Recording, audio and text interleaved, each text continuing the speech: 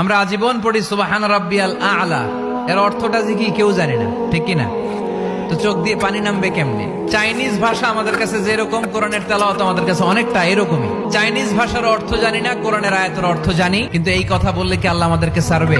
No excuse will be granted that day. সেদিন Allah কোনো excuse গ্রহণ করবে না। আল্লাহ, আপনি আমারে ধৈর্যশীল বানান, আপনি আমারে শুকরগুজার বান্দা বানান। আল্লাহ, আমার চোখে আপনি আমারে ছোট বানান, গোটা বিশ্বের মানুষের চোখে আপনি আমারে বড় বানান। সবাই পড়ি আমিন। আল্লাহ, ভুল করছি, আল্লাহ মাফ করে দাও, ক্ষমা করো। আমি ক্ষমা চাইতেছি, কিন্তু আমি ক্ষমা করি না আরেকজনের।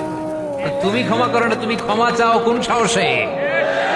কোন নারীকে যদি তার চেহারার ডিজাইন তৈরি করার সুযোগ আল্লাহ দিতেন, সে নারী তাকে বিশ্ব সুন্দরী করে তৈরি করবে, ঠিক কিনা? এটা আল্লাহ আমাদেরকে দেয় নাই, এটা আল্লাহ তাআলা নিজ হাতে রেখেছে, নিজে করেছে। তাই কারো আকৃতি নিয়ে ব্যঙ্গ করলে স্বয়ং আল্লাহর সাথে ব্যঙ্গ করার শামিল। চিল্লায় বলেন ঠিক কিনা?